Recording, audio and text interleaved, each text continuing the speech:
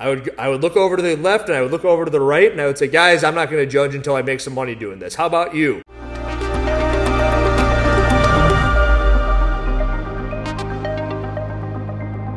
Yo, this is day number 2 of me saying, CrossFit, you should hire me every single day because I make a video every day, you'll hear it every day. I'm going to keep it really short and sweet. Then I'm going to tell you that today might be one of the most important videos that I ever make. Oftentimes with the videos that I make, I've got people in my ear. I try to speak for these people. I am the talking head for people who tell me their stories. I feel a lot of pressure when I do these things. So you know what I do is I get a bunch of pre-workout and then I get all riled up. I imagine I'm in these person's shoes, and the topic today is on judges. What it's like to be a judge in the CrossFit space. One of the things that I try to do my entire life, and I don't know, maybe this is why some people like to listen to me, is because I take my head and I put it into other people. And I imagine, what's it like to be this person? I then make a decision on my end to go about doing something. How would I like to be treated if I were this person? You know the deal. What is that called? Empathy? Apathy? One of the two things? Who knows? So the deal here is this judge was a high-level judge. Judge the regionals, judge the semifinals, was a traveling semifinal judge, was a head judge at a semifinal,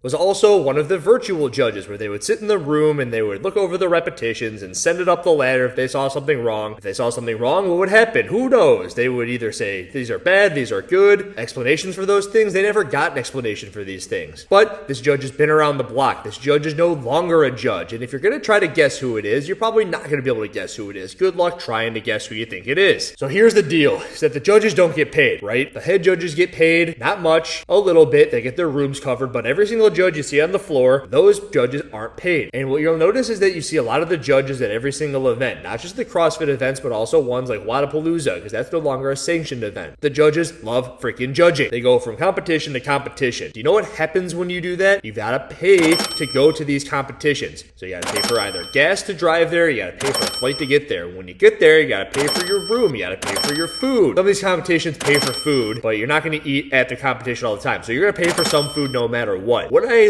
listened to this judge say is that about on average it ended up being up $1,500 per competition. So not only are these judges not getting paid for their time, and let me tell you, these days are not short. They're usually no shorter than 8 to 10 hour days, and they can stretch all the way to 14 to 16 hour days. They're long as shit. Not only are they not getting paid for those huge long weekends that they love the weekends, but they have to pay to go to them. About $1,500 a competition. So let's say that I was a judge, high-level CrossFit judge, and let's say I wanted to go competition to competition. Let's say I did the MAC and then I did the syndicate. Let's say I live in Chicago. This judge would have had to have gone to the competition, come back home, and gone to the competition and come back home. Doesn't matter if it was at the same place. They still have to travel twice. Both weekends they've got to pay for the room, they got to pay for their food, and then they want to go to the Granite Games, which is in Minnesota. Come back to Chicago, then go to freaking Minnesota. All of a sudden, you're looking at about $5,000 in expenses to judge a competition. This judge talked about the hardships of having a partner. Male, female, whatever, doesn't matter. It doesn't matter! Because I'm not going to tell you who it was, but you got a partner, and then you got to explain yourself to this person. You got to say, hey, I got to go to this competition, I got to judge, and I got to come back. Hey, how much did that cost? $1,500. Okay, I got to judge, I got to come back. How much is that? $1,500. I got to judge, got to go to Minnesota this time. This one's going to be $2,000. It's like, but you already spent $3,000 on those ones. Do you see what I'm saying here? Do you see how this could not be something that would make very much sense? So the way you got to look at it, and the way that I look at life, is it's like, okay, I'm making money, I have bills, money, food, bills, money, and then all of a sudden, if you want to go to one of these competitions, it's competition.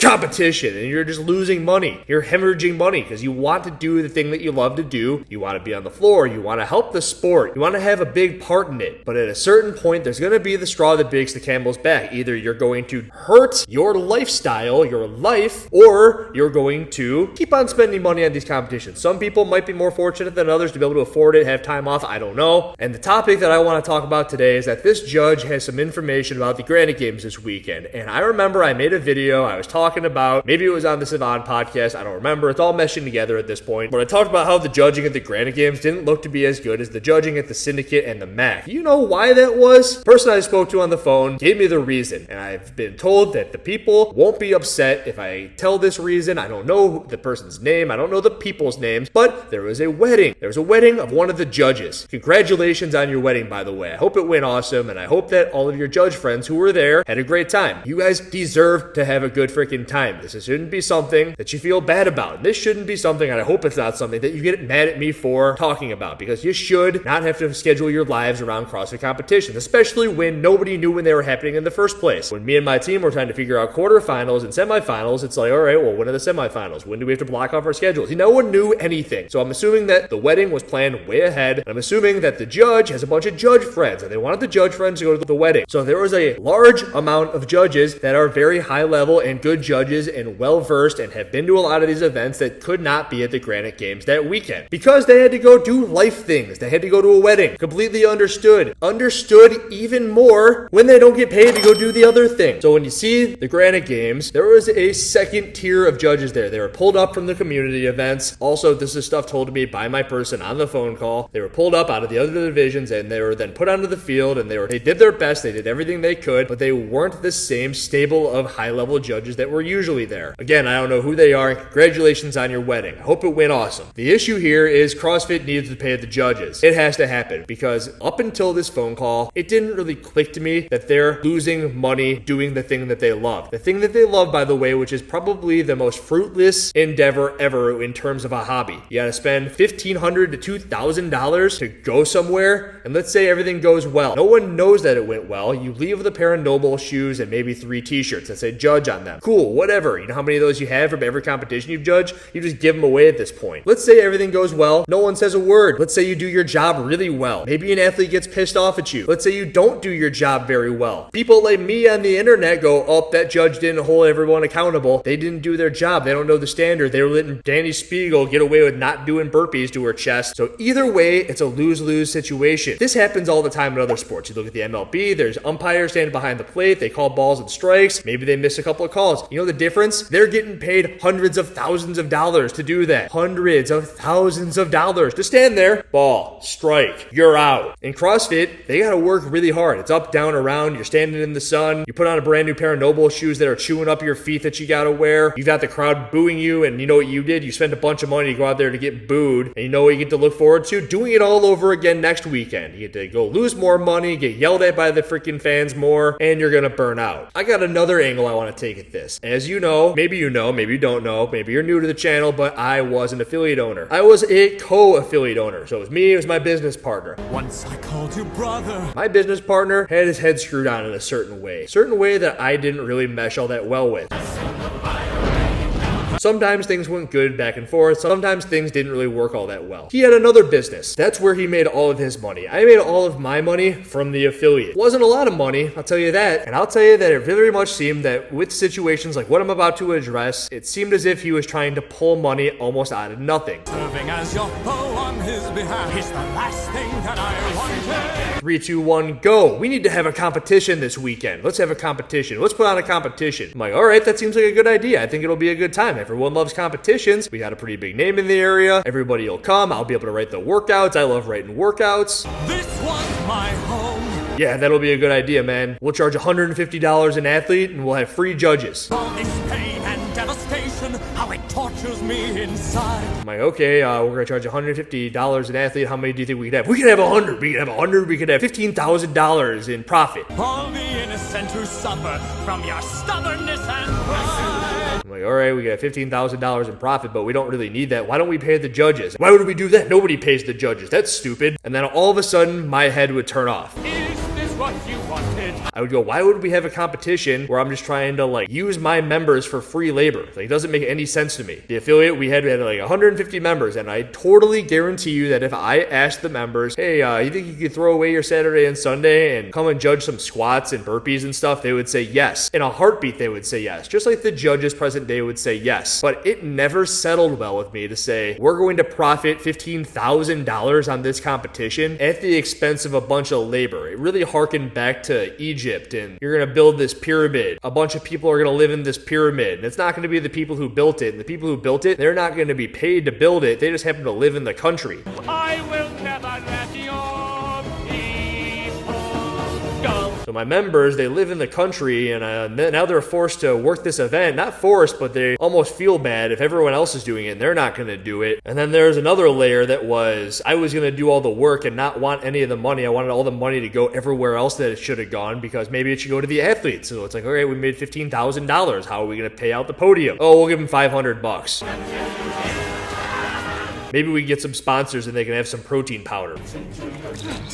A la my business partner. And I'm like, all right, where's the rest of the money go? Well, we'll each take $5,000 and then we'll put like the other money into the bank account for a rainy day. It's like, all right, so we're just gonna do this as a fucking shell of a thing to make a bunch of money and screw everyone over. How it tortures me inside. We're not screwing people over, we're putting on a competition. Everyone's gonna love it. I'll let you know that we never put on a competition. Why? Because I didn't want to screw over a bunch of people. I look at the CrossFit Games and I look at the format. I think that the CrossFit Games has a bunch of people doing all of the work for it, and it got even worse in my head after I had this phone conversation with this individual, because it very much sounds like they're not appreciated. No one stands up for them. They like doing what they do, just like that you hear about those coaches at the gym that work for a membership. They'll work for a membership for as long as they can, but eventually you've got to live your life. And just like the person I had this phone call conversation with, they had to move on. They're no longer doing the judging anymore. You know why? Because it didn't make any sense. Like I told you, this past weekend, I was asked to go judge at the Granite Games. Wouldn't that have been cool? I could have been the one right there saying, Danny Spiegel, put your chest on the ground. Would they have put me there? Probably not. Danny Spiegel would have never allowed that to happen, but that's another topic for another video. I said I couldn't do it. I couldn't do it. I can't leave my garage. You know why I can't leave my garage? I've got people who come here, pay me good money. They need me here so that I can work with them. I have individuals that'll travel to their houses. I need to go to their houses, because if I don't go to their houses, I don't make money. I can't just go to the Granite Games and spend money. I would love to. That would have been super cool. It would have shown that I'm not just some idiot in his garage talking, but I'm going to put my money where my mouth is. But what I can do is I can make a video that hopefully gets a couple 100,000 views about why this is all so messed up. I know it's messed up for my days in the affiliate, because I know there's people like my business partner who want to take advantage of people's goodwill. CrossFit is taking advantage of people's goodwill. So here's the deal. I'm not saying you have to do it, but at a certain point, if I were in your position, I would say, hey guys, I don't want to judge anymore. We need to get paid. You guys apparently are all in a group of people, right? There's a whole bunch of you. I would look over to the left and I would look over to the right and I would say, guys, I'm not going to judge until I make some money doing this. How about you? And I know I'm putting this at the end of the video, but maybe I'll clip it to the front. I wouldn't do it. Hell no, I wouldn't do it. It's probably why the athletes on the floor are so thankful. Like, thank you. I know you spent all of your time and money to come out here. I would say 95% of the athletes on the floor are super appreciative of the judges, and then 5% of the athletes are complete dickheads and will reprimand the judges for doing their job. The athlete who's getting a fucking $10,000 a day protein sponsorship is gonna ream the judge who paid $2,000 to stand out in the sun for fucking 14 hours. It makes me sick. And all the while, you don't have CrossFit paying these guys to be there. That's the only thing. If I were a judge, I would just stop doing it. And I would have all of my buddies stop doing it too, because then all of a sudden, CrossFit doesn't have any more judges. You know what happens when CrossFit doesn't have any judges? Hopefully, everyone else has watched this video too, and they're not going to sign up. Oh, hire me, I'll go judge. Hopefully everybody is just like, yeah, I don't want to judge. If the CrossFit competitions don't have any judges, you know what they have to do? Hey, we'll pay you guys. We'll give you some money. It's like a strike, right? Just strike against the freaking thing. Hell no, we won't go. I don't know. I'm not a judge. And the reason I'm not a judge is because I can't afford it. I would think that somebody at CrossFit would know that. And after a fucking decade of putting on these competitions, you would stop using people and their goodwill to turn a profit for yourselves. All this pain and devastation, how it tortures me inside. And that's all. Hope this video takes off a little bit. Hope this video sheds some light on the judging situation. And I'm sorry I can't be there with you guys. I really am. You might hate me, but I'll just keep on making a video a day and trying to push the sport in the right direction. Surely this is all I ever wanted. Like I said, day 2, hire me guys, CrossFit. Share the video. I'm Shadowbanned on Instagram. Andrew Hiller out.